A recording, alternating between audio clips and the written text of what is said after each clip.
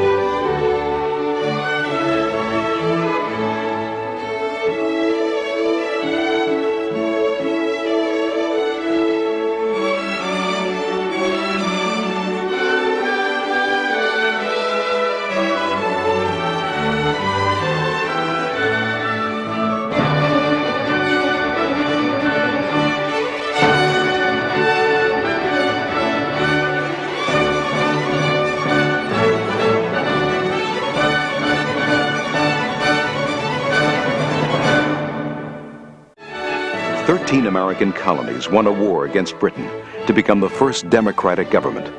Still threatened by foreign tyrannies, a constitution was proposed in 1787 to bind the 13 states into one vital nation. Some feared the document would lead to an American king.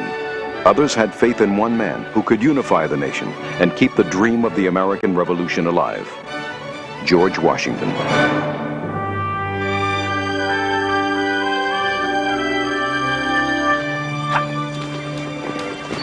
Caesar! Maybe invincible still he will make royal gift to pick up his ears, huh? Let him get a good smell of her. That's it. That's it. One last ploy.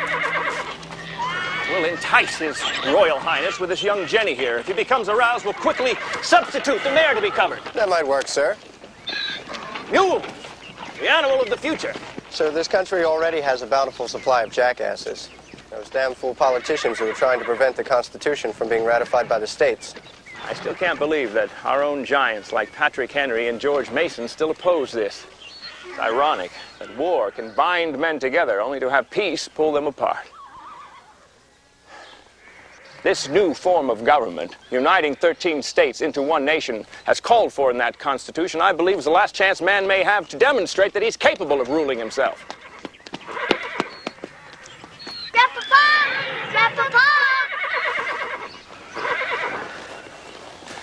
How are the children's studies coming? Well, sir, young Wash is having some difficulty with his sums.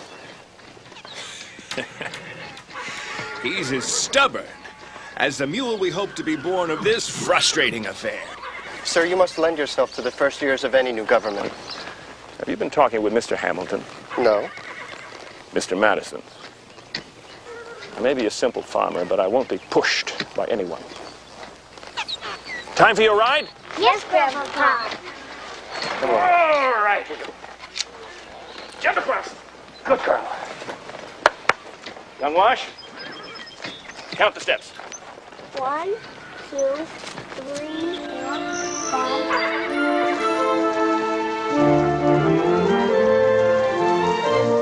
5.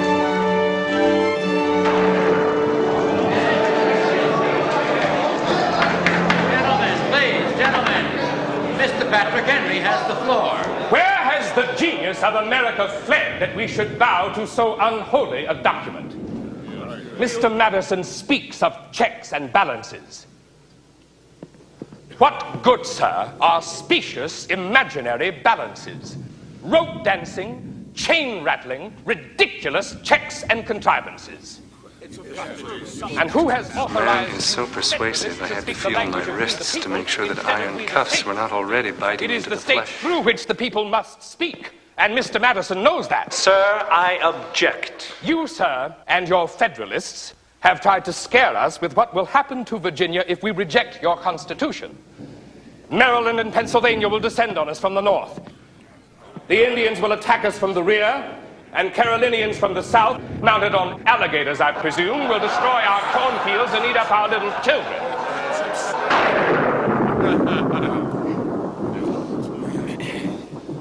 A consolidated government means a government by force and the death of liberty. They will swallow up and destroy our state courts. The tax power will enslave our people. I tell you, my friends, God himself would vote against this diabolical instrument. You see, he has spoken. Yes, sir. He objects, sir, to your intemperate speech.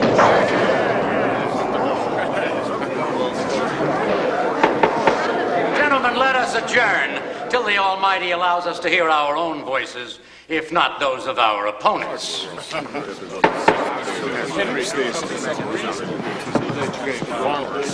I commend you for your eloquence, Mr. Henry. We agree. The document is imperfect, but it is the best that can be gotten at this time. Your best, Governor Randolph, is my worst. Where is the Bill of Rights to protect our liberties? Sir, the door is open for amendment. We can add later the protections we all want. I say call a second constitutional convention to hear the real will of the people. Now that, sir, is an invitation to chaos. We have put in 5 torturous months to get this far. We cannot survive without a stronger government. States fighting states' territories, threatening Perhaps before the final vote, we could reach a compromise. You, sir, trumpeted your refusal to endorse the damnable document in Philadelphia. Now in Richmond, you sing its praises. Can your recent visit to the august George Washington at Mount Vernon have anything to do with such perfidious inconstancy? By God, sir, Governor, if George Washington agrees to serve, that great man's integrity will burn away all your knee-quaking fears of a king. I shall oppose ratification to my last breath, sir, and be damned. Then you damn this nation to chaos and anarchy and an ultimate decision by the sword. 2 stitches, 2 tiny stitches, and 1 across. Like this, ma'am?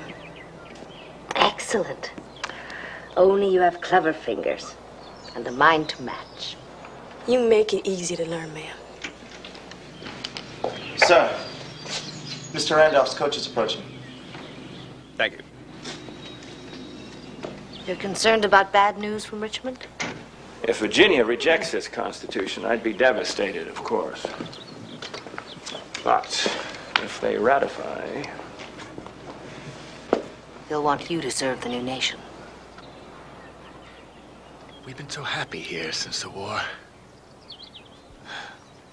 The last thing either of us wants is to leave Mount Vernon. George, if you feel it's your duty... My duty is to you, and to Nellie and young Wash. With their father dead, they're very fortunate to have such a wonderful grandfather. You know, even if I did consent, I've led men in battle, but to be the chief executive of a new form of government, I'm not sure I'm the man. Oh, you are. But do you want to be? You know, if I accept this office, I'd have to borrow money to travel to New York. You wouldn't. We are land poor. It's not a very auspicious beginning to a presidency. General Washington! Yes. Virginia has ratified. We have a constitution, a new government. General Washington, congratulations. And to you, Governor Randolph. Congratulations, sir. And to you, Mr. Madison, Mr. Monroe. Sir. And now the greatest challenge lies ahead of us. We are the only nation in the world without a king or an emperor. The Europeans predict we'll tear ourselves apart like wild animals. Rhode Island, New York, and South Carolina all threaten not to join the Union. Only George Washington, as president, can make us one nation.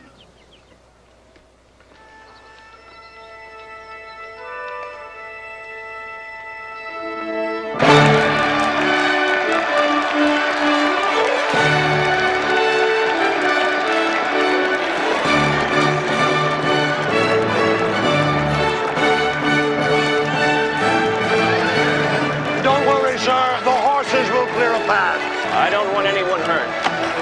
I'll walk. But, sir, you'll never make it to the president's house through this mob.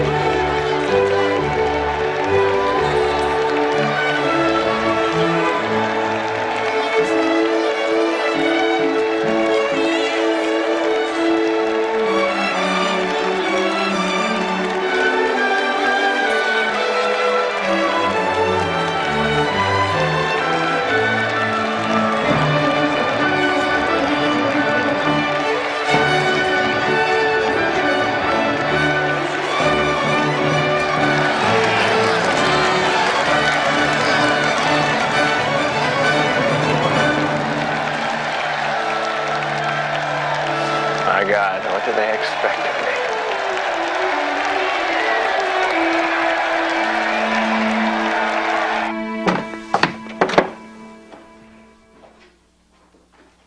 Thomas Jefferson. Mr. President. I can't tell you how anxious I have been awaiting your arrival. I suppose that you weren't aware of just how much I've needed you here. I am here, sir, only because of you. I'd serve no other man in such a task. May I congratulate you on your daughter's marriage? Thank you, Mr. President. I shall miss her, but I have my little Polly to raise. She'll be my comfort now. They told me you were here. For years, I've looked forward to meeting the man who wrote the Declaration. You're a legend in your own time, Mr. Jefferson. Alexander Hamilton. Aha! You exaggerate my eminence, sir. I'm equally honored to meet you. Well, would you two gentlemen care to adjourn this mutual admiration society long enough for a brandy? How fortunate I am to have two such remarkable men at my service.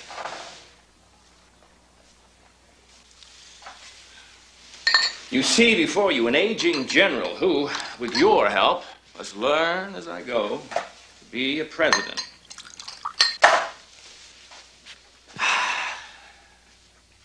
To my Secretary of State, Mr. Jefferson, and my Secretary of Treasury, Mr. Hamilton. To the three of us, may the nation grow and prosper under our benevolent attentions. Hear, hear. Good evening, sir. Shall we, my dear?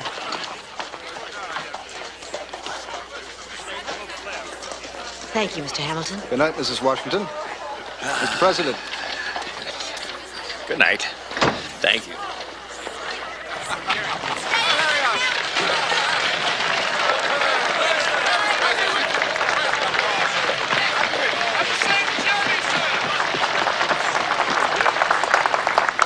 Listen to them. I trust they still hail him as their savior after they learn of my financial plan. Make sure no one reveals the details before we present it to the Congress. Alex, I'm your cousin, I'm your deputy. You know I'll be vigilant. Don't worry. The president's prestige will carry your plan through Congress with flying colors.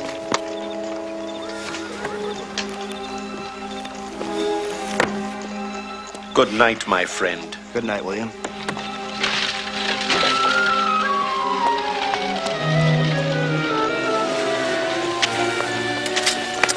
Damn it. least wait till he gets around the corner. I couldn't wait, sir. Is the news good or bad?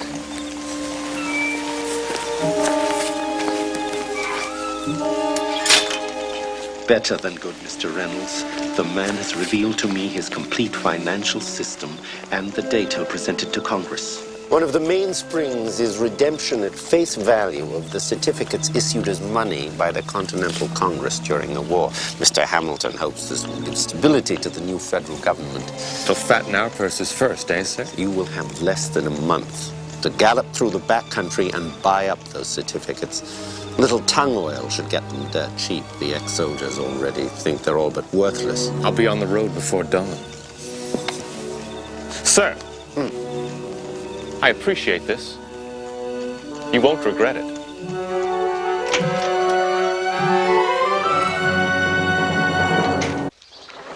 I'm not sure this is wise, sir. Wise? The Constitution requires that the President seek out the advice and consent of the Senate on treaties. What can be the harm in going there in person? Many of their debates have been marked by anger. Yes, well, perhaps we can bring a little harmony to our senators. That's very good.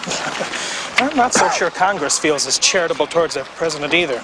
They certainly took their time approving your heads of departments. Don't get me started on that again. Oh, they should have jumped for joy to have men like Randolph and Hamilton and Jefferson. And you, Mr. Secretary of War? I'm afraid that some senators denounce the new government as a plot to establish a monarchy and a trap to destroy the people's liberty. Yes, well, thank you for your cheerful reminder, General Knox. It makes me feel like, actually, it makes me feel like Daniel about to enter the lion's den. Motion is so carried. Gentleman from Virginia.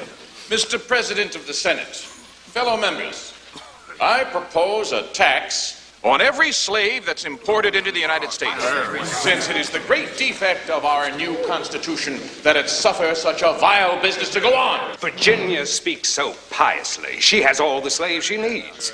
But the slave trade is the lifeblood of the Lower South.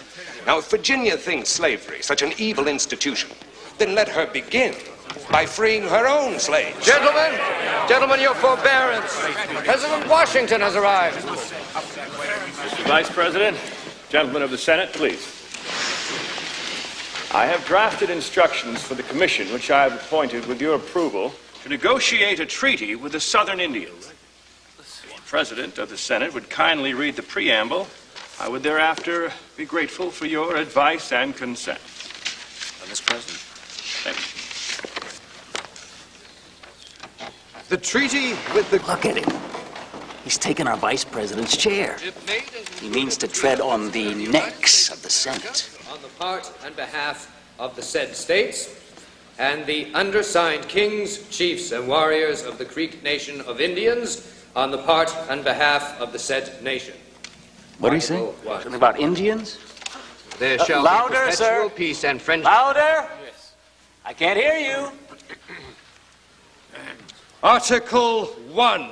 There shall be perpetual peace and friendship between all the citizens of the United States of America and all the individuals, towns, and tribes of the upper... This is a flim-flam, sir. We must have that treaty in our hands to read at leisure.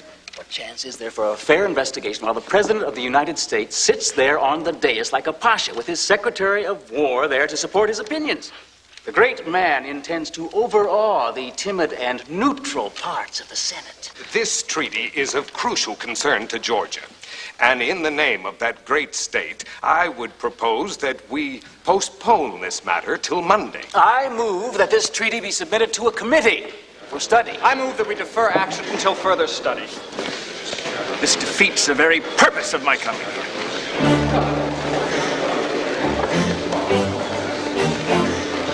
But General Washington, sir.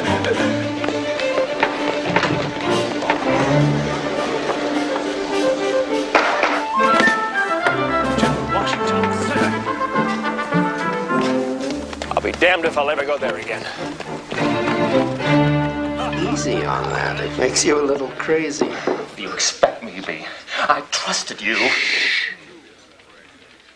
There are big ears. The holier than thou Virginians. I borrowed to invest in those certificates. And that bloody Congress still refuses to pass Hamilton's plan to fund the debt. Prices on the damn script bounce up and down on every rumor. I can't even decide when to cut my losses and sell out. Calm down, I told you. Calm down. With a cell in debtor's prison waiting for me. No, you've had enough, and I've had enough of your sniveling. I, too, have my fortune in those certificates. Now, just hold on for a little while more. Hamilton will persuade that Congress yet. I know the man.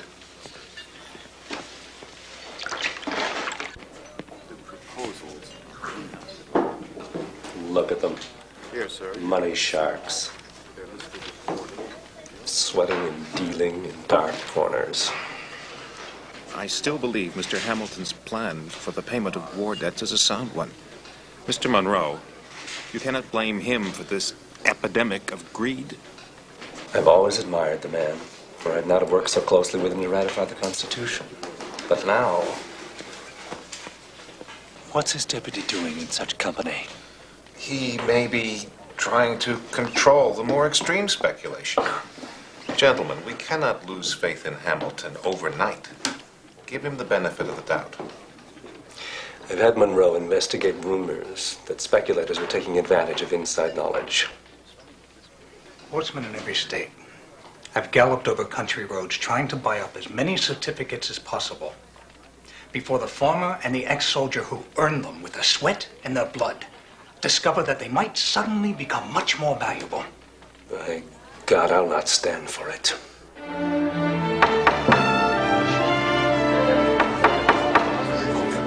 Chair recognizes the gentleman from Virginia. Gentlemen, I would like to introduce, instead of Mr. Hamilton's redemption of certificate scheme, an alternative bill which provides that only some of the value of the certificates be paid to the present holder and the rest to the original holder. That's fiscal heresy. You'd rob a man of what is rightfully his? That, sir, is exactly what many of these so-called speculators, I call them blood-sucking vipers, have done to our poor ex-soldiers. My bill, I submit as a plea for human justice to those who sacrificed so much to bring this nation to birth.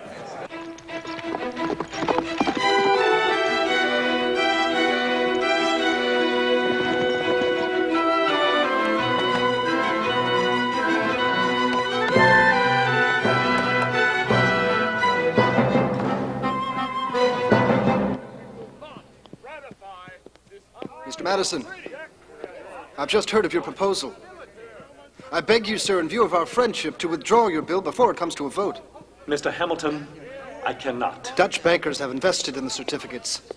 If the government's promise to pay the current owner is not honored, the United States credit abroad will be destroyed. What do Dutch bankers mean to me? Did they fight to make this nation free? But how in God's name will we ever identify the original holder? It would be folly to try, and murderously expensive. What's one man's folly is another man's justice. Call them what you will. They take risks. They pour their profits into new enterprises, which, in the long view, will help the poor farmer more than a few acres or a new bed. And you can charm a bear from his honey, yet you can't stop your own deputy from consorting with those who would profit from your funding scheme. William Dewar is an honorable man. If you have any proof One of does any not need wrongdoing- proof to know the pig is at the trough. One can smell it. I resent that. Present it all you like, sir. But justice to the many takes precedence over any grandiose scheme to create wealth for the few. I will not withdraw my bill, Mr. Hamilton, and that is my final word. William. Come on.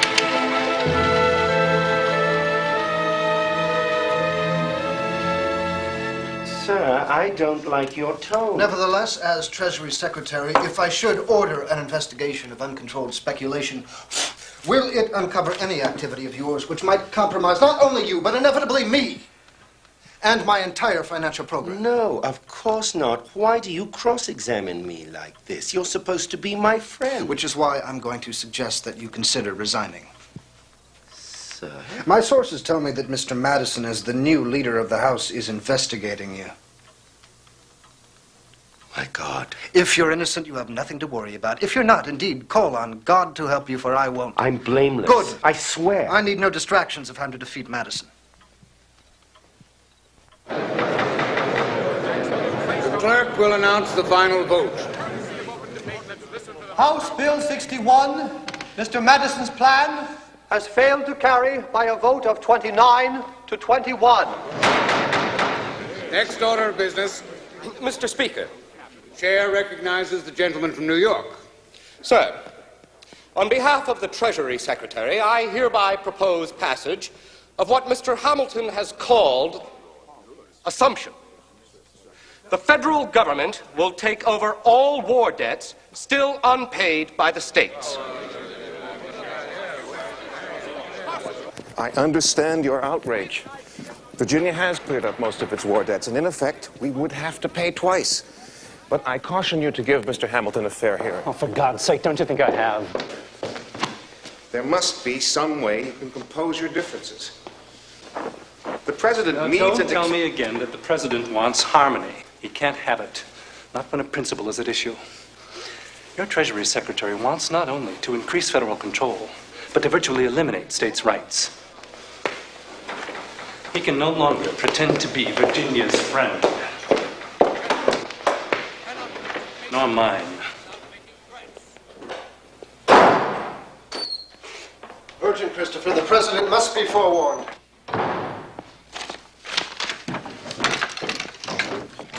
Sir, I had hoped to spare you, but now the whispers have started. There's a serious breach with Madison that could destroy the Treasury's entire fiscal plan. Yes, I've heard. We must do away with the state's 13 conflicting systems of finance. Yes, I understand. Only a central authority can pay public creditors and restore public confidence in the government. I'll talk to him, Mr. Hamilton. Sir, I didn't mean to upset you. Well, I am upset, Mr. Hamilton, at both you and Madison for not coming to me with this sooner. But now that it's public knowledge, you'll both play to the gallery. It'll make this breach even more impossible to... Are you all right? Yes. Yes, please just leave me. To think.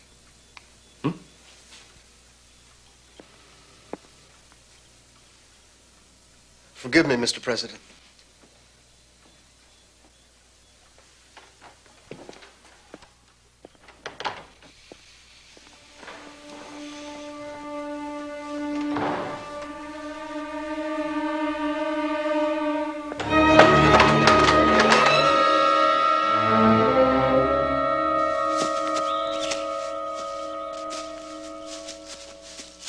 We would have to open your legs, sir. Evidence hasn't failed me. Yet.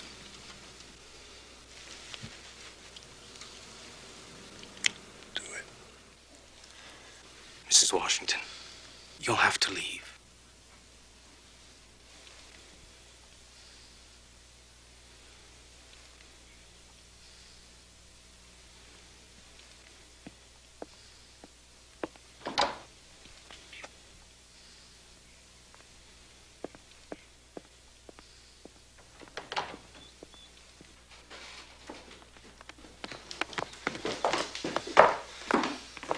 How is he? Almost gone. What? They're going to try to cut out the carbuncle, but it's very doubtful.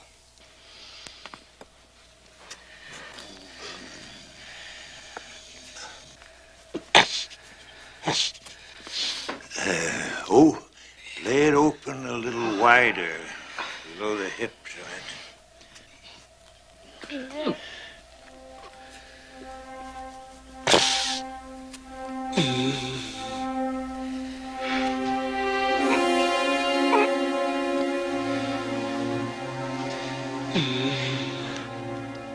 The tumor is a little deeper than we thought. Can you get it all? Yes, it'll take more time and be more painful. Cut! You heard the president.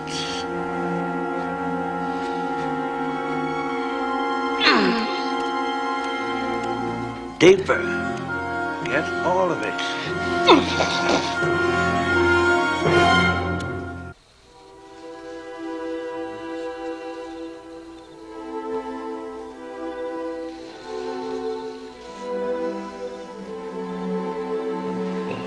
Yes, well. Yeah.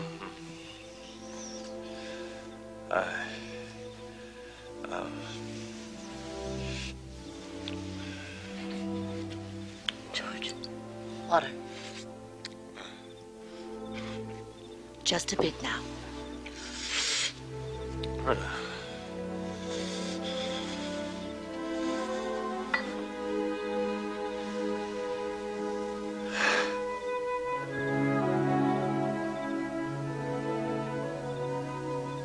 Don't worry.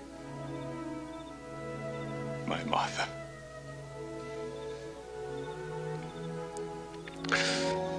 I'm not going to leave you.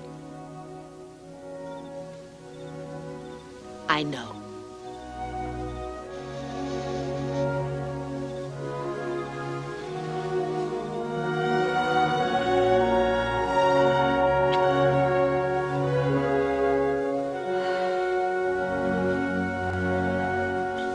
Now, Master White, pay attention, pay attention.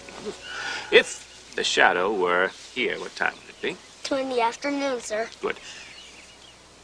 As your bedtime is 8 o'clock, how many hours will you have to wait between now and the time that your grandpapa reads you a story? Too many. Wash. Too few.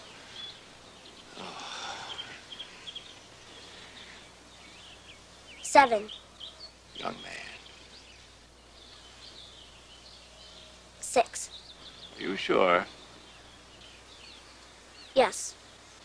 George Washington Parke Custis, what am I going to do with you? I don't know. Why do you resist so doing your sums? I don't know. You're driving your schoolmaster to drink. I know. Mr. President. Yes. Go see your grandmother for a cake. Hello, Wash. No, you don't deserve one. Wash. Sir. Mr. Hamilton, you're late. I apologize, sir. What would you like? I am furious at the orchestrated attacks on our program. Jefferson, who seems so mild and reasonable in the cabinet meetings, goads Madison to still further attacks in the House. Has he also, behind my back, turned you against me? No, of course. Then why else have you delayed so the signing of the bill creating the Bank of the United States? I'm studying the matter, sir. Through passionate argument and, I might add, exchange of many favors, I finally get the bill passed by the House 39-20. And what happens? You, Mr. President, sit on it for days. I thought you agreed with me that such a bank could stabilize our economy and unite the country as it hasn't been since the Revolution. I'm disturbed by Mr. Madison's charge of unconstitutionality. And the Congress's doubts trouble me. We cannot please everybody, sir. I don't need to be reminded of that, sir. As there is yet no legal system, I must go slowly. That, of course, is your prerogative, Mr. President. And I will eagerly await your decision. Good day, sir. Alex, be patient.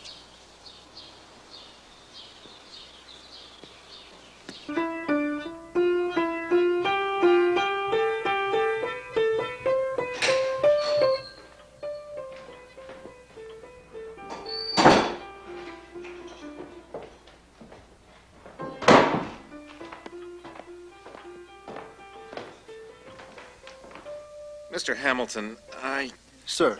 Sir, the President is expecting... Why should I be denounced by your friend and protege Madison as the great corrupter of my country, when the truth is I've saved the United States by restoring its credit and breathing new life into its floundering economy, by urging the President to veto the bank?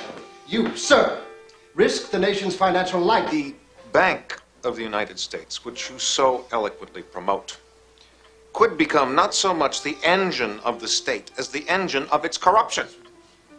That is ridiculous. By granting Congress more power to do whatever it deems good for the United States, you also grant them the power to do whatever evil they please. Have you ever read my bill, or is your judgment another hand-me-down from Madison? By God, Mr. Hamilton! Gentlemen, please, keep your voices down. Sir, help me convince Mr. Jefferson. He and Madison, by their strict interpretation of the Constitution, would put shackles on us forever so that we cannot change with the times. A strong government must have the right to intervene in all matters touching the general welfare. But what are the consequences of such power? Our freedom is threatened. Already the veterans and the poor have been betrayed. Oh, Mr. Jefferson, that... Can you deny, sir, that speculators descended in the back country, purchased stock at depressed prices, and sold it at greatly increased value to become rich? Your funding, sir, proved to be a flagrant injustice and corrupt at the heart. And so may this damnable bank and the rest of your plans. The last thing I wished to do in all the world was hurt those who fought and bled by my side in the war. Even out of injustice can come a greater good. A nation of new strength. Gentlemen, please. Mr. Jefferson, with your help, we could create an economic structure that'll last for centuries. You... Sir, you promise to make us self-sufficient. Yes. I would have us export food, natural resources, and import manufactures forevermore. Let the workhouses and the factories remain in the foul cities of Europe. You would deny destiny then and turn away from what could be our greatness. You may keep your greatness and your destiny and your fetid dreams of wealth through manufacture. Sir! The people who rule the land are the chosen people of God, if ever indeed he had a chosen people. Excuse me, Grandpapa. Forgive me, Mr. Jefferson, Mr. Hamilton, for interrupting you. Please convey my apologies to your granddaughter, Mr. President. Whatever else need be said, then wait, since obviously we have no common ground. Good day, Mr. President. Good day. Mr. Hamilton? Mr. President. No. I don't need you here anymore. I make up my own mind in my own time. Good day. Good day, sir.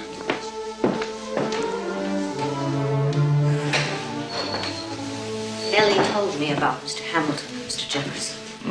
I'm sorry, dear. Doesn't Jefferson remember the war? Printing that worthless paper money to keep the army in the field, and then they went hungry. What am I to do? I'm glad you're here, gentlemen. Mr. Jefferson, it's your turn. I'm a touch under the weather, sir.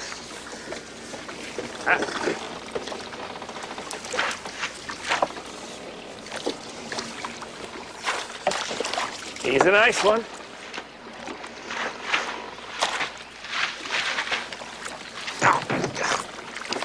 I trust you will catch solutions to our problems faster than this fish. Damn it, he's as fractious as Congress. Watch your tongue. Mr. Jefferson is Mr. Madison's advocate. Perhaps he can instruct us, if not on the art of angling, and certainly on how to reach a compromise on your financial plan. The only thing I can reach, sir, is the railing. Oh, my sympathies, sir. There's nothing worse than a rebellious stomach. Except a rebellious Congress. Ow! Ow! Sir, can we head ashore now? No, not until you two catch something.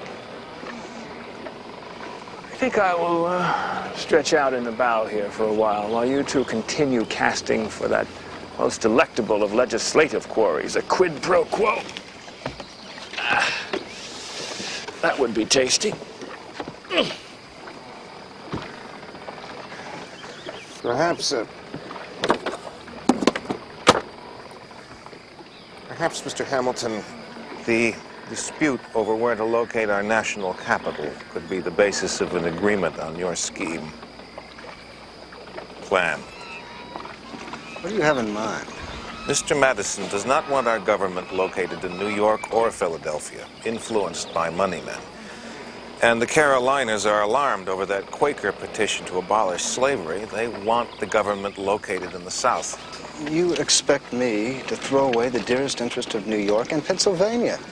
They want Philadelphia to be the new capital. Give them 10 years as the nation's home, after which we can relocate to a new city further south.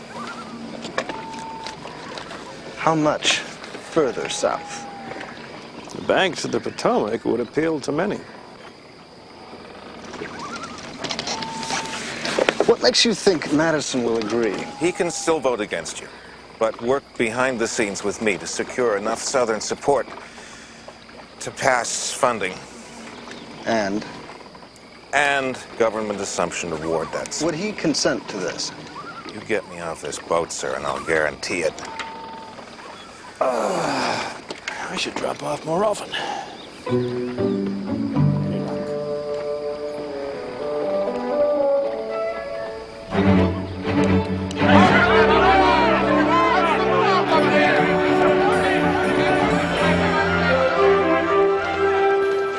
Cousin, I am temporarily short of funds, so if you don't intend to purchase any shares in the new bank, perhaps you'd lend me whatever you can afford? You know I'll repay you. Randolph, you cannot plunge into something like this damnable bank on borrowed money. A few hundred? No, not a cent. And don't try to borrow from anyone else, especially Hamilton. Even if you had the money, the Attorney General shouldn't buy shares. It's a conflict of interest.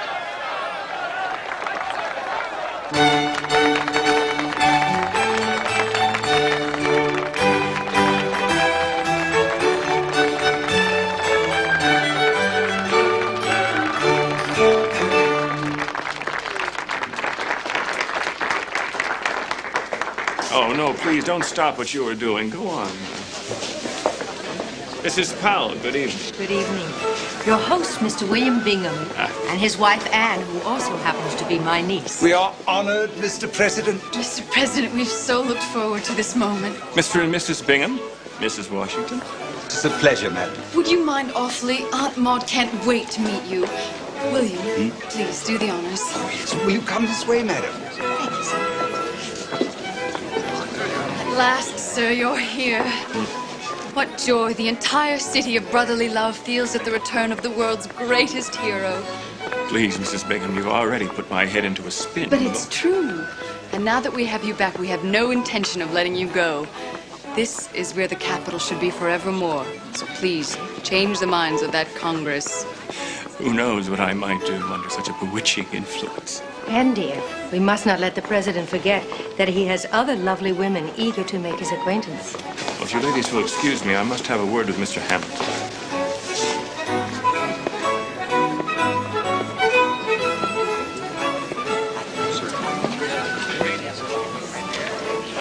You seem miles away. Yeah. Perhaps I am, sir. I'm missing my wife. When is Mrs. Hamilton expected back? I just heard from her father. General Schuyler feels she should stay in Albany until she's fully recovered. The birth was very difficult. I hope she's feeling better soon. Please, gentlemen, the ladies are starved for your attention.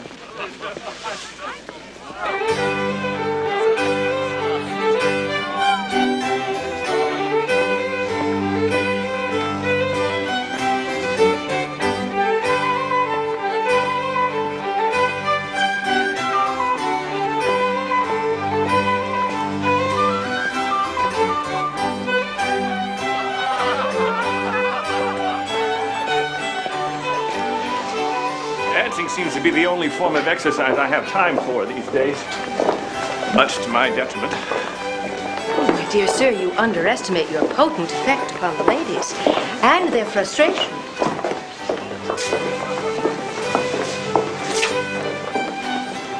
Frustration. At your apparent disinterest. Yet in Virginia, so we hear, you were called, behind your back, of course, the Stallion of the Potomac. Are such tales not true? The Stallion of the Potomac is royal gift. My stud jackass. Good morning, sir. I must see you. Madam, please. I told you Mr. Hamilton may be too busy today to see anyone. Please, sir, please.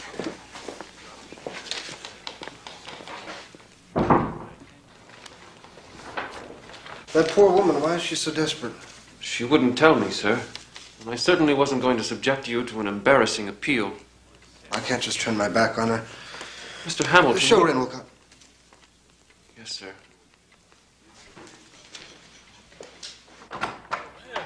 Madam, Mr. Hamilton will see you. Thank you. Sir, the Revenue Commissioner from Western Pennsylvania is expected any moment. Thank you, Mr. Wilcott.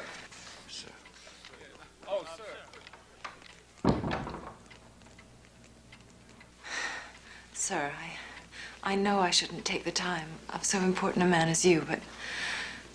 Oh, God. I have nowhere else to turn. Please, sit down. Sit down. Tell me what it is. You must believe that I'm not so bold a woman as to do this sort of thing. I come from a respectable New York family, and my sister married a Livingston. My husband... I feel so ashamed to tell you this. My husband ran off with another woman and abandoned me.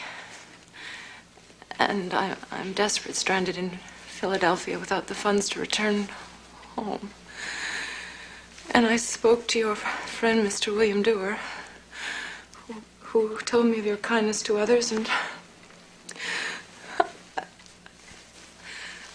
I didn't know what else to do but to come to you.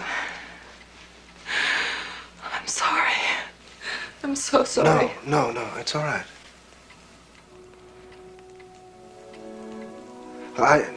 I don't know what I can do about your husband. But if you'll give my deputy your address, I'll try to help you. Whoa.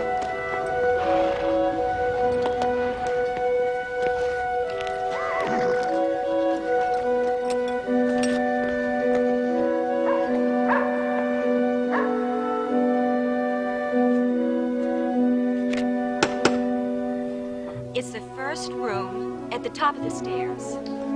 Thank you.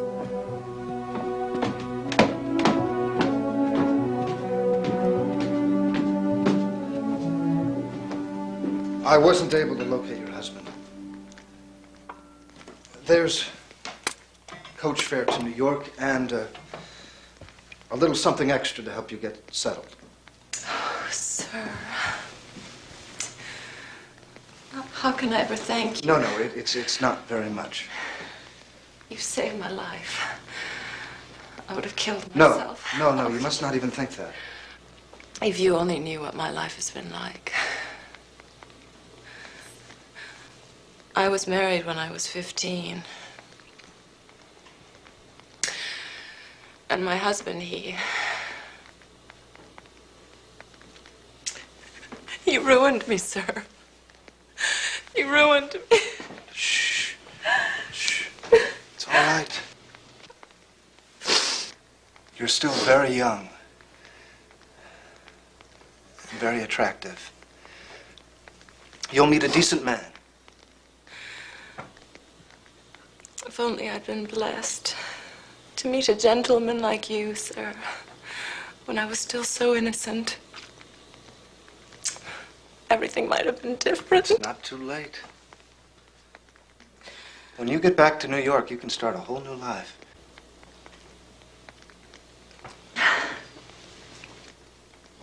Now, I'm to meet some men. But I won't go away until you wipe away your tears and show me you can smile.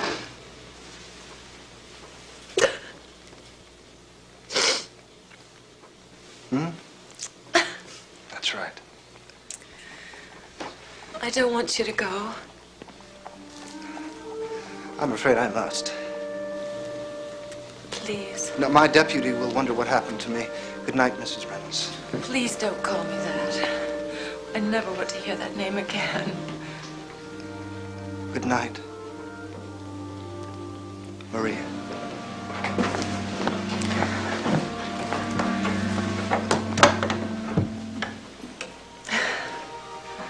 I can't let you go. Maria. Let me show you my gratitude. In a way that might please you.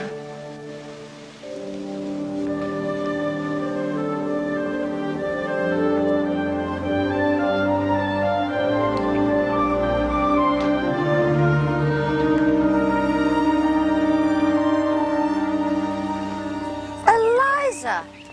What a pleasant surprise. I hope this will be an even more pleasant surprise, my friend. See what I brought you. Let me show you. It's quite unique. An inflexible collar, which I strongly suggest be used on Nellie.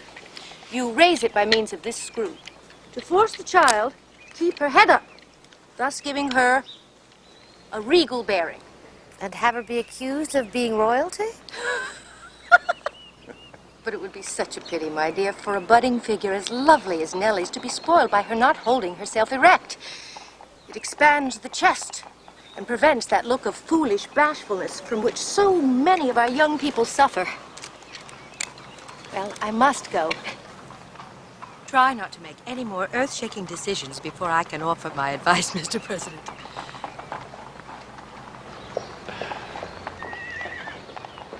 Well, Eliza will never suffer from foolish bashfulness, huh?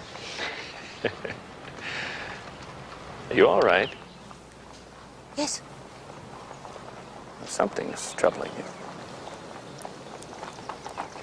It's just...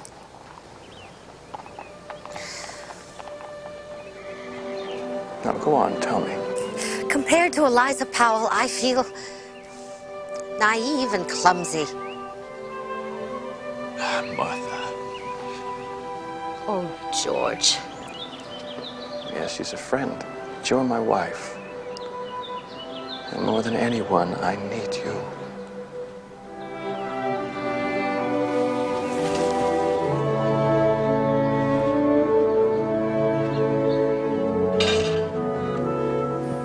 This is the last time I'm going to warn you.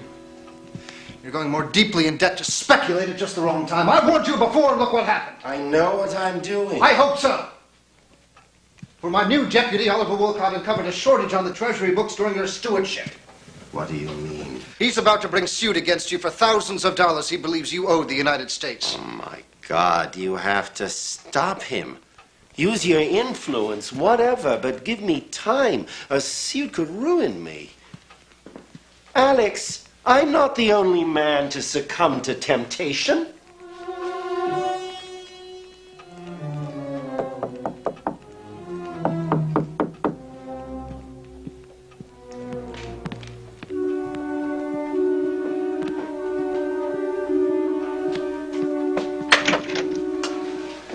I had to see you. Shh. There's someone in the other room. Wait in here.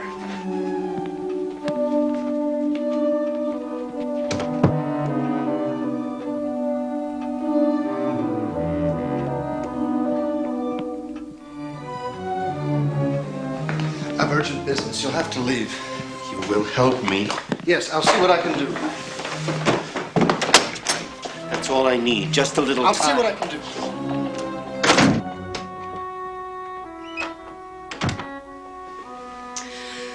I know I'm never to come here, but I didn't know what else to do. Why didn't you visit me last night? Maria, what? I want you. I need you. Please. No, no. It must end. Mrs. Hamilton will be returning from Albany, and I can't have I you. love you. Don't you understand? Please don't send me away. I'm scared. What's happened? Tell me. My husband's come back. He says he's finished with the other woman and he's planned to make it up to me. And now that he's heard I'm in love with someone else. You told him that? Well, I couldn't lie. And now he demands to meet you. To offer him justice.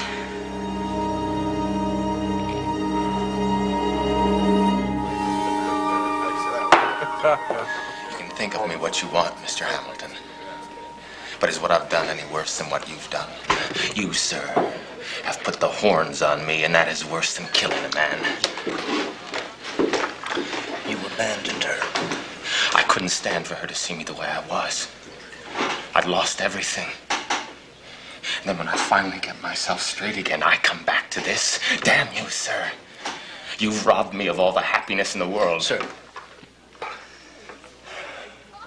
I swear to you, I give you my word as a gentleman. The affair is at an end.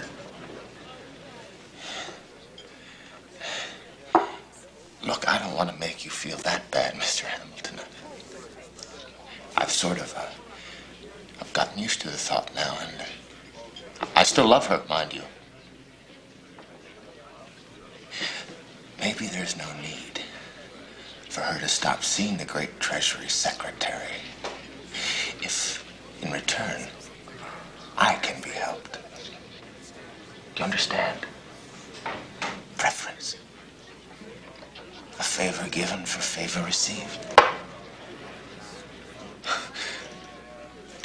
I'm not greedy, Mr. Hamilton. Call it a loan so that I can invest in what you tell people is the country's great future.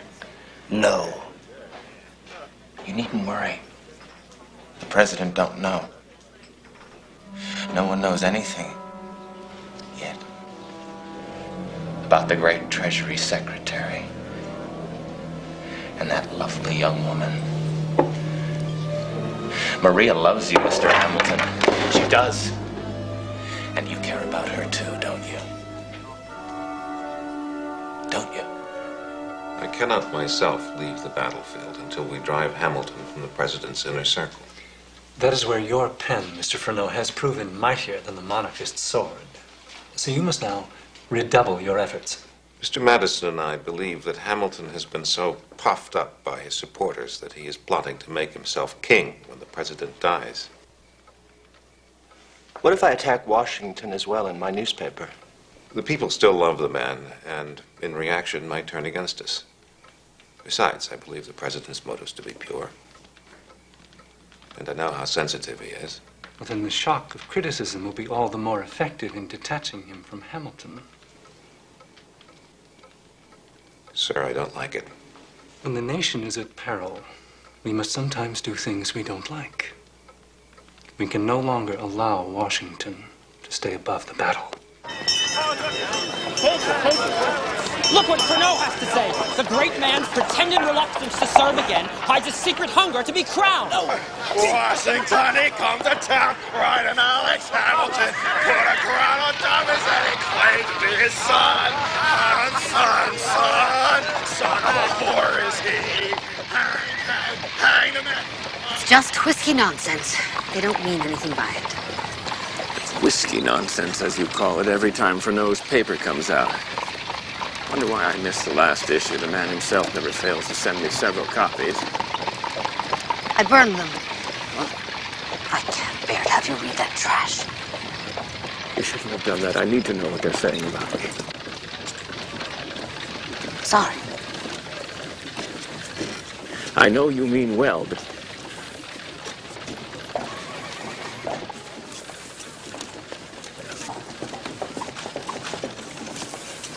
That awful Freneau prattles about free speech, yet he would deny it to your supporters while demanding it for his own faction. Yes, I know. It's the same in my cabinet. They conspire against one another behind my back. I'm sick of it. All of it. Then leave. You've done all you can. Let them stand on their own now. Sir, Anthony Wayne's army is just not ready. We must rely on him to decide when he can attack with hopes of victory over the Indians and their British protectors. Thank you.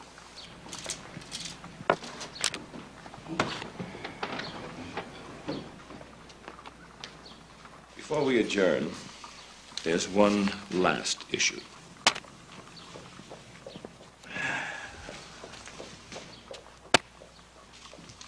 This newspaper war,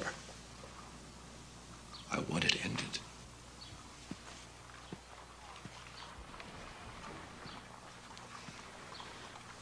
I admit, sir, my role in the controversy, and I pledge my honor to you, sir, to do my part in reuniting your administration. Thank you, Mr. Hamilton.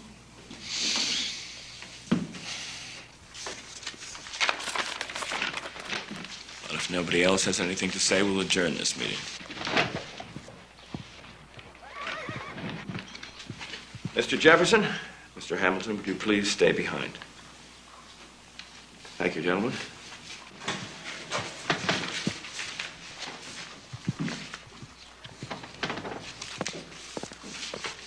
I wanted to talk to you privately because... Mr. Hamilton pledges his honor. What hypocrisy. How dare you, sir, make capital out of Fresneau's attacks when you yourself publish scurrilous articles in your own servile press under an alias? Listen to the man. He indicts me for hypocrisy. He invented the word. Well, he pulled the strings of his congressional puppets to try and destroy me. I had to fight back or crawl away in defeat. Now, I know what's behind such vicious personal attacks. You, Mr. Jefferson, look down on me as socially your inferior. I warn you, sir, I will tear off the veil and show you for what you are. A secret voluptuary who wants to be another Caesar. Mr. Hamilton, stop. Let me remind you... Stop it.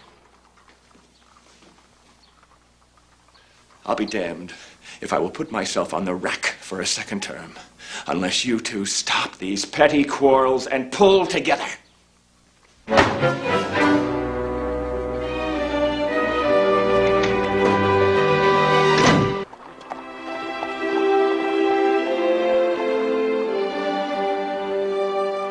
Gentlemen,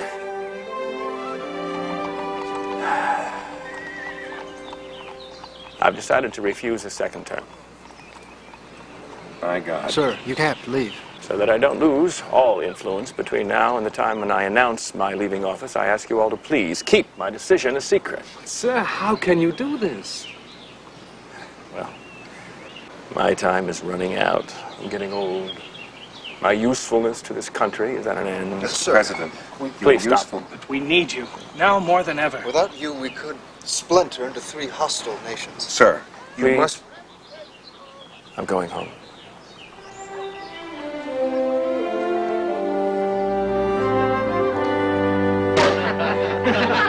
It's called champagne. Mr. Jefferson says a monk by the name of Dom Perignon invented it. Oh, my dear. I feel as bubbly as this wine, now that I know you're determined to leave office. Happy birthday. Thank you. The Powells are here. I must thank Eliza for a very considerate letter she wrote to me. Would you excuse me? I agree. Mrs. Powell, good evening. You must taste this new wine. It's called champagne.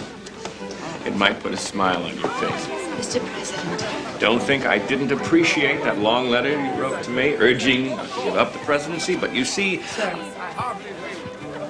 would you walk with me outside? Sir, as your dear friend, you must permit me to speak from my heart. Oh, you need no permission to do that. I know you feel diffidence about your abilities. You think some other younger leader would make a better president, but you're wrong. You are indispensable to this nation. Mrs. Powell. Your retirement would be a disaster. No man is indispensable.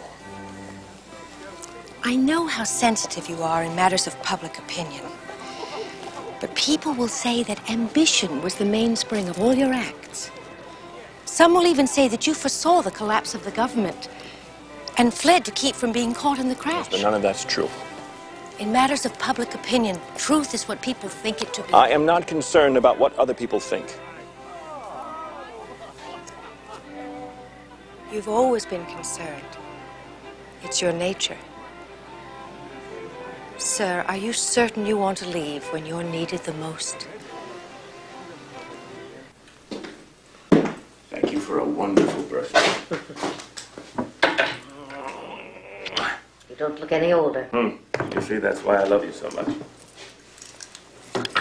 You must remind me to tell Mr. Jefferson how much we enjoyed that bubbly wine.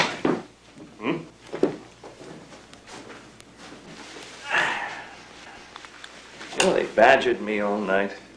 Randolph, Knox. To accept the second term is the only thing that Jefferson and Hamilton have agreed on in age. And Eliza?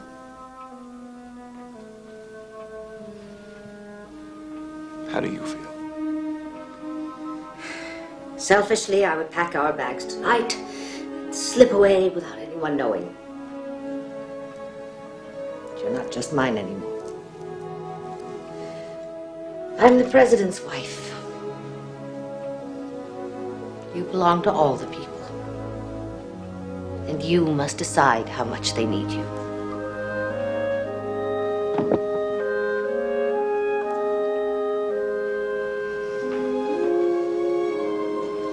I'm sorry, dear. I don't help very much, do I? Forget what I said, George. You've always done what's right. What is right? A mob has besieged William Dewar's mansion and threatened to hang him. And you, too. Mr. Wolcott, order our federal marshals to rescue Dewar and take him to debtor's prison. Yes, sir.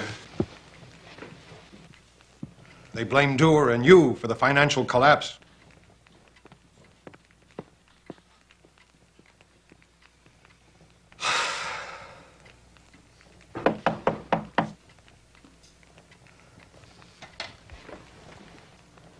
Excuse me.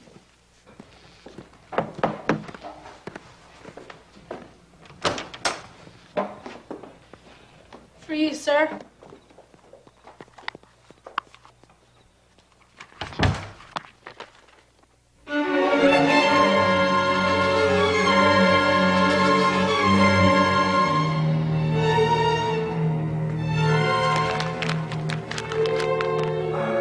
General Schuyler, I'm needed at the Treasury. An emergency. Another one or the same one? I'm not sure how long it'll take.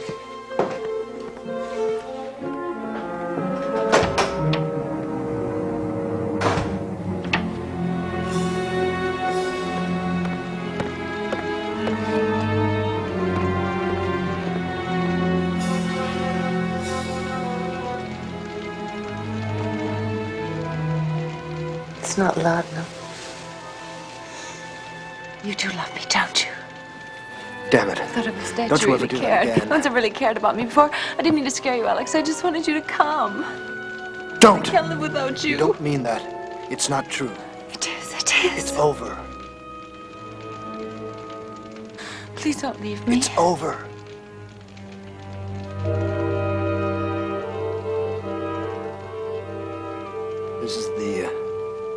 This is the last loan I'll ever give your husband. Goodbye. My sweet Maria.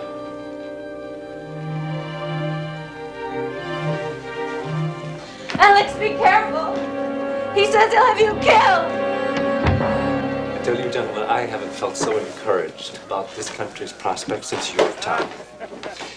With our victory in the elections and the support of the people in the streets who rejoice at the French Revolution, the time is now to conquer Hamilton. I agree. We've already proven that the man's followers have enriched themselves through shady deals. But not even Dewar going to jail has weakened Hamilton's hold over the president. No, we must nail the man himself. Yes, but how? Covers his tracks like a fox. Gentlemen, a man who once worked for me and is now in jail for fraud wants to talk with the Jeffersonian leaders.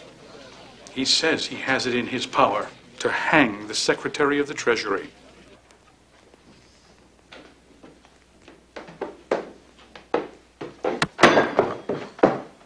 Betsy? Betsy? Are you all right? I'm all right. A good omen when a candle is dropped and stays lit. Are you sure you don't feel faint? I'm fine.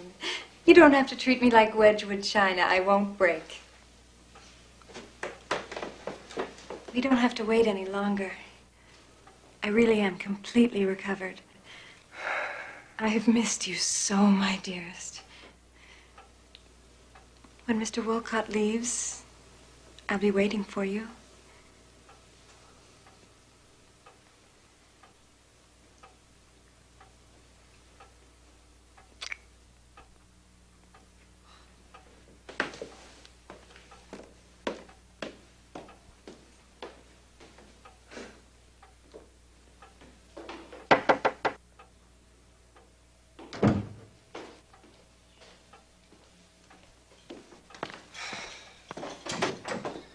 Well, well. Come in, gentlemen.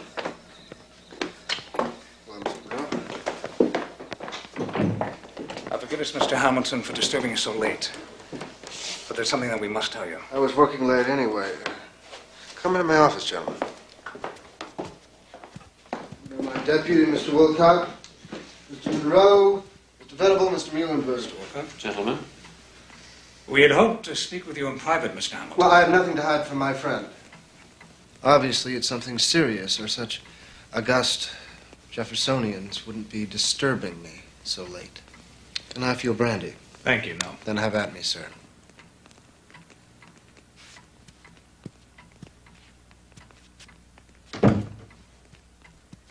Today we visited a jail where a man named James Reynolds is being held. Do you know the man, sir? Yes, I know the man. He accuses you, Mr. Hamilton, of using your office to line your pockets with speculators' gold. You believe him? At this moment, we really don't know what to believe. I will turn my pockets inside out. If you can find any gold there, you're a master of alchemy. Mr. Hamilton. You know, my wife is from one of the great New York families, yet you take the word of a despicable rogue like Reynolds against me. Sir, we didn't say that we believe Is this it true, man. as I've heard whispered too many times behind my back, that you still regard me as a bastard from the West Indies, the whore child? Sir, we're not accusing you of anything. We're merely giving you the opportunity to answer this man Reynolds.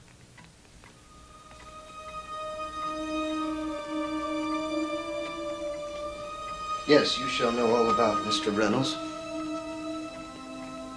And his wife, who took me to her bed. Has the gentleman told you about that? Mr. Hamilton, we don't wish to pry into your private life. I'm an adulterer, gentlemen. Sir. It's all right. A fornicator. I allowed the woman's husband to extort loans from me in exchange for his wife's favors. Until I couldn't live with my own infamy. There you have it, my friends. Born in shame to a woman accused of whoring, I have perpetuated my shame. But I have never stolen a farthing, nor gained one through the illegal or unethical use of my office. You have the truth.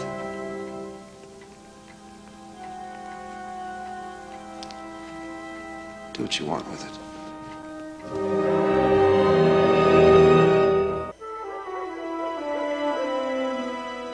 Now we can destroy him. Along with his wife and children.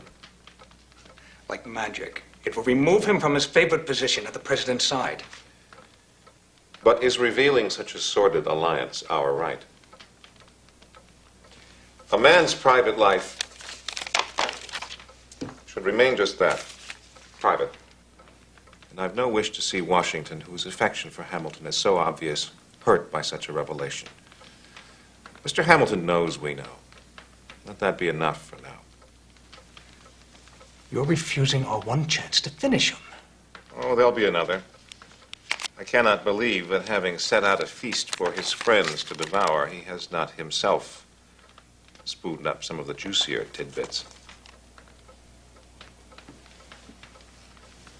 And perhaps the time is ripe to have the House demand of Hamilton a complete accounting of all the acts of the Treasury since the government began.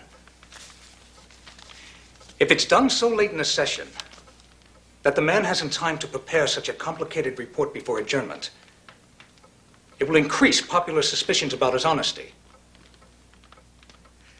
The charges can then be considered in the autumn by the new, more anti-Hamilton House, by which time hard evidence against him might have turned up. Why, Mr. Monroe, You have an instinct for politics. Yes. If we are to hang Hamilton, let it not be for his lust, but for his greed. I wondered what had happened to you after the post rider came. News from France? Madame Lafayette, her husband is still in prison. She pleads with me to rescue him. How can I explain to her that as chief executive of a country, I cannot interfere in another nation's affairs? It would also undoubtedly bring down the wrath of our Republicans. It is done, Mr. President. You have been unanimously elected to a second four-year term. Thank you, Mr. Jefferson.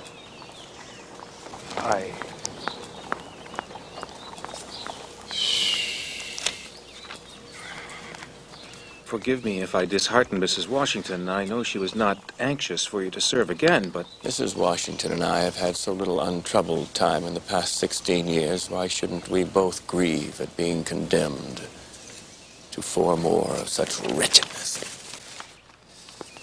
Perhaps I can somewhat lift your spirits, Mr. President. I have reconsidered my determination to leave the government. The tide which seemed to flow toward monarchy is now carrying us back to a people's government. Monarchy? Are you referring to the president, sir? Sir, I meant those who would use you. Have you so little confidence in my judgment that you imagine I could be used by anyone? I spoke without thinking, forgive me. But I think you should know that Mr. Hamilton has not been absolved. The House has found some irregularities in his report, and a resolution based on a number of extremely serious charges has been drawn up. If passed by the full House, Mr. Hamilton will be forced to resign.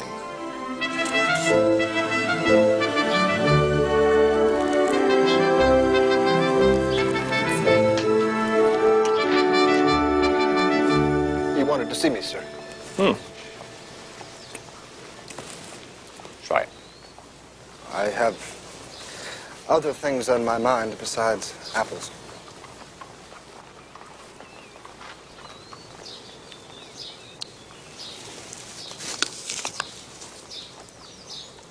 What do you think? Tasty? Just tasty. Delicious. It's called an Albemarle pippin. Mr. Jefferson developed it. Go ahead, finish it. It's not laced with poison. I suspect you're making a point, sir, but I'm not exactly sure what it is.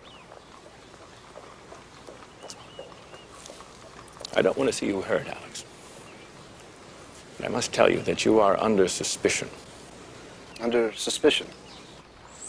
Yes, there are people who are investigating certain rumors, accusations about your activities. Rumors?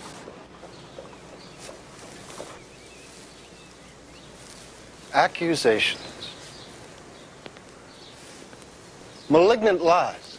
No, you don't have to. That their speculation in stocks is no fault of the government. Laws don't speculate, people do. And the charge, sir, that I'm seeking a crown for you is ridiculous. The way to establish a monarchy is surely not to build a republican government on a sound financial foundation, as I am doing, but rather to undermine the government, as my critics are doing.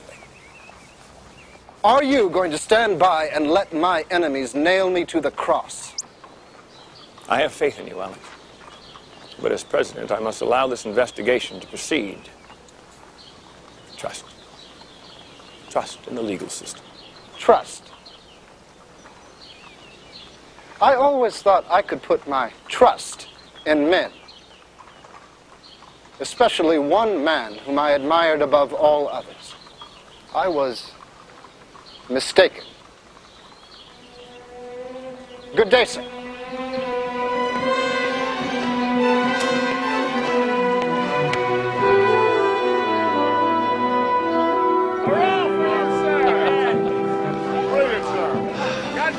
Mr. Hamilton, if you ever go back to the law, you'll have me as a client.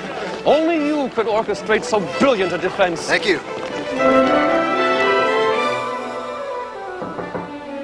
President, I thought you should hear it from me. I've been cleared. Jefferson thought he could hang me with unsubstantiated charges, but he was wrong. The House soundly defeated the indictments. Good. Good. I know you're still hurt that I didn't do more to try to protect you from, how did you phrase it, legislative persecution. But I knew you'd be cleared. At least we both agree on that. But I couldn't be swayed by friendship, Alex. I acknowledge your right, sir, to be impartial. But perhaps unduly, I expected more.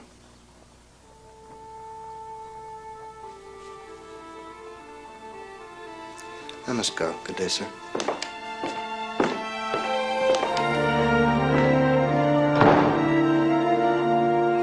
I'm sorry you missed Martha. She and the children are enjoying a ride in the countryside. I left my needlepoint to enjoy a few moments with the great Washington. Obviously, your flowers know who's president. They're in full bloom while ours are still sleeping. Yes, well, I brought them from home. I spend as much time as I can out here. Garden puts problems in their place. Breeds new hope. Amid all our troubles since independence, you, Mr. Washington, are the only one who gives me a sense of glorious destiny. The country would be lost without you. And so would Eliza Powell. My dear. It's true. I know it seems as if I have all a woman could want. A splendid house, a successful husband. But none of this means as much to me as your friendship. And I have to say it. I yearn for something more than friendship. Well, I'm flattered beyond all measure, my dear. Friend. Dearest George, you are so gallant. And as frustrating as your highborn Jack must be for his mares. So, all the breathless whispers behind fluttering fans are merely baseless rumor and wishful fantasy.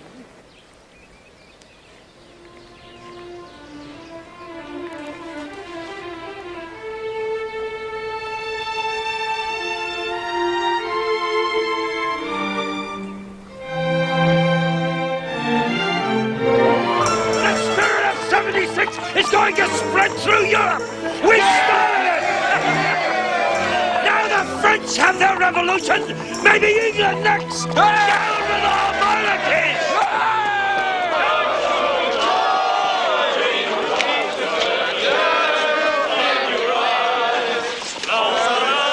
Apparently, they'd just gotten the news of the French victory at Valmy. I'm very concerned about Lafayette. He escaped the Jacobins, you know, only to be jailed in Austria. Mr. President, support of that bloody revolution in France has become an American passion. Our homegrown revolutionaries feed on all this popular enthusiasm to further their own designs. Alex, you must stop this chronic suspicion of your opponents. They used to sing God Save Washington.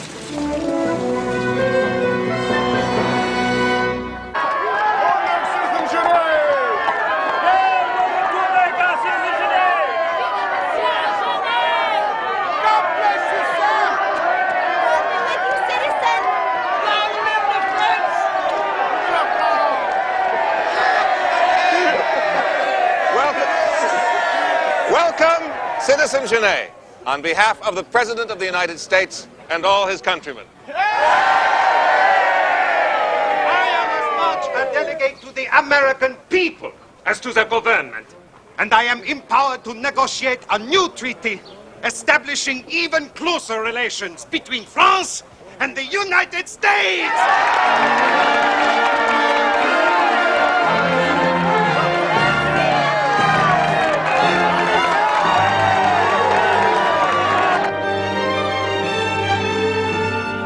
Hysteria has seized the United States since those madmen in Paris declared war on England. Mr. Ambassador, what can we do to prevent this country from entering the war? I share your apprehension, sir. But my government will use her control of the seas to blockade France. With the pro-French mood of our people, that would force the United States into war with England. What is your president's position? For peace. Passionately. But not at the price of national honor. But be assured, I will exert every influence I have to prevent my country from entering the war on the side of France. Careful, my friend, or you could be accused of treason next. I am no Benedict Arnold. My very life is dedicated to the peace and prosperity of the United States, which is why I expect you, Mr. Hammond, to warn your government against any aggressive act which might give our rabid pro-French zealots cause to demand war. To reason among friends. I assume, Mr. Jefferson, that you are aware of Freneau's latest outrage.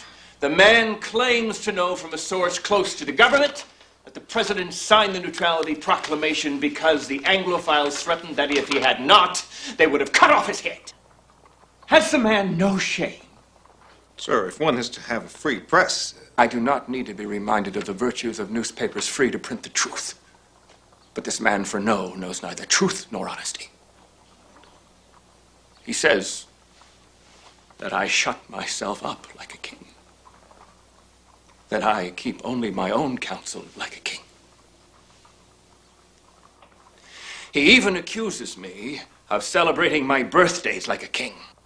We must all, at one time or another, pay the piper for the privilege of unbridled journalism. Mr. Jefferson,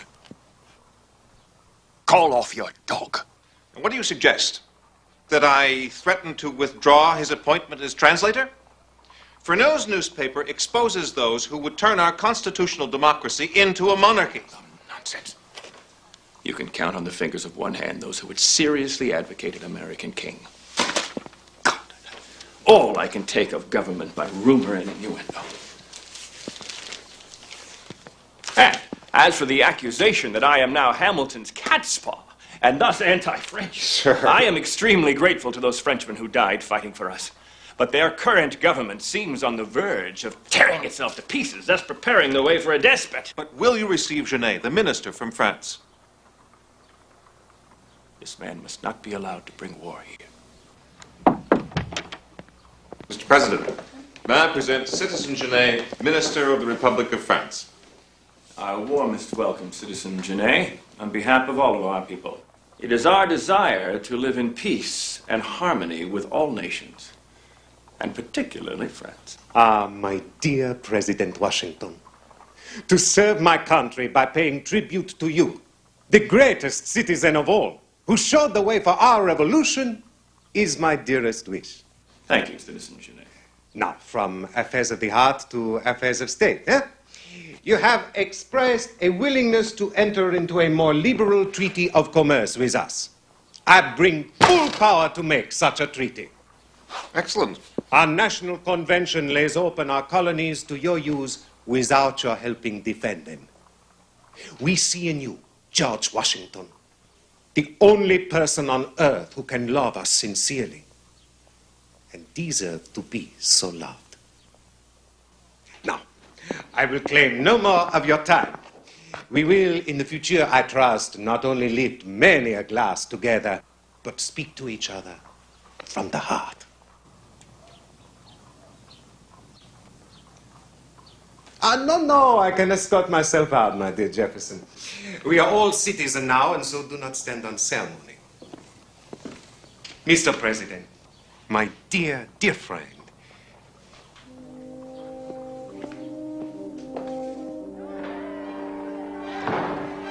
Amazing. The man offers everything and expects nothing. Citizen Genet clearly hopes the United States will nurture American privateers who will supply the French West Indies now cut off from the homeland by the British fleet. It's not out of affection, but out of necessity that the French open her colonies so freely to us.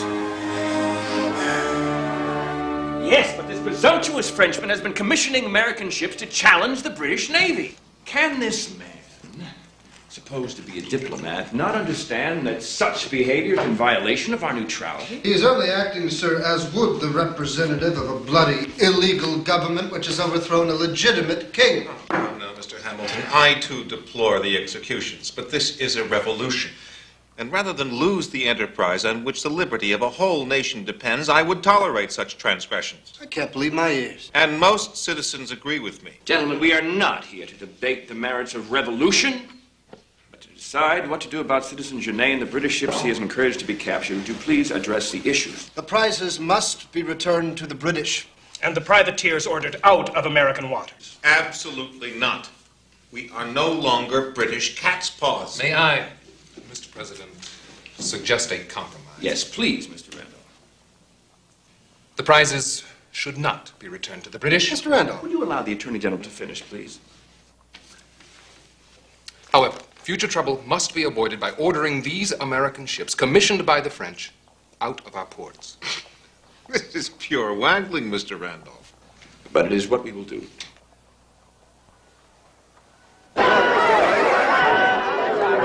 Will you listen to me? The President, listen to me! The old hypocrite! He sold us to the British for a crown! Down with Washington! All the President wants is peace. Trust him. It's you we don't trust, Hamilton. The old man's your puppet. You're the one put him on his knees to the great bully Britain! No, the President wants peace. Shut the bastard up! Trust This is him. our meeting! We've heard enough! Damn King Leonard! King Leonard! John, go!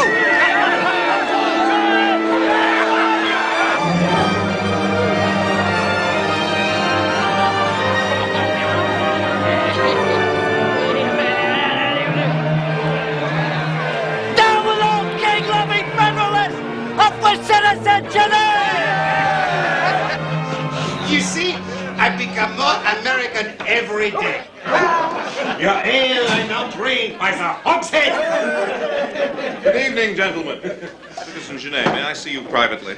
Private? There is no such word in the Revolution's lexicon. All matters must be known by the people. I must see you alone. It's urgent.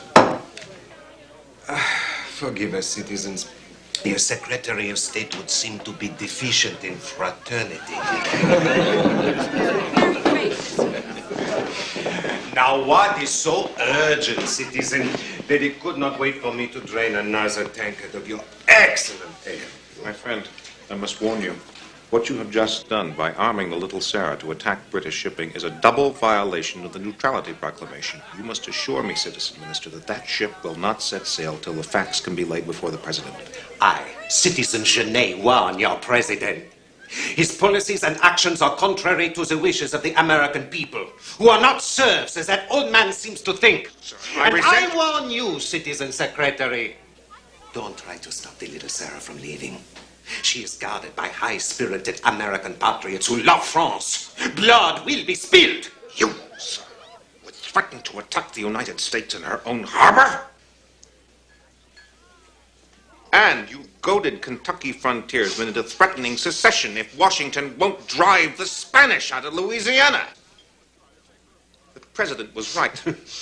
You would cheerfully bring us to war or secession. Oh, now, Citizen Secretary. The ale has indeed gone to your head, Citizen Minister, and you had best sober up before you seriously compromise all those in the government who support France.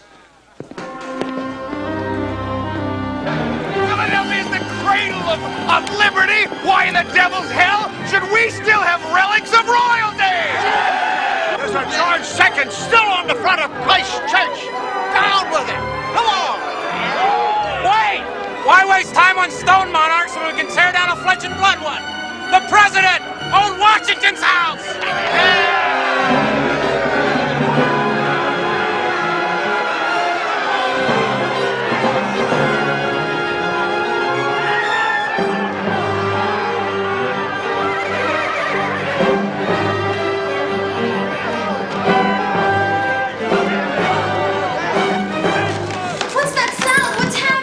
Everything will be all right. Grandpa! Go back up to your rooms. We want to see! No. Go back upstairs and wait there until I come for you. Now!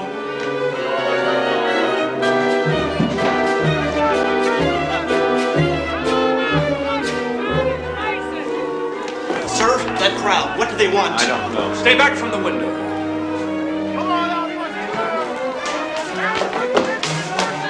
Christopher, I want no violence.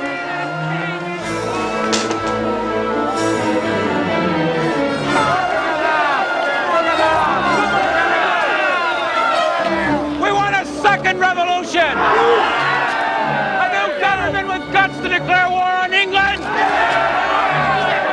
Make the old man answer for his crimes against Genet and our French brothers! Drag Washington out! Drag old man Washington out and make him answer! George.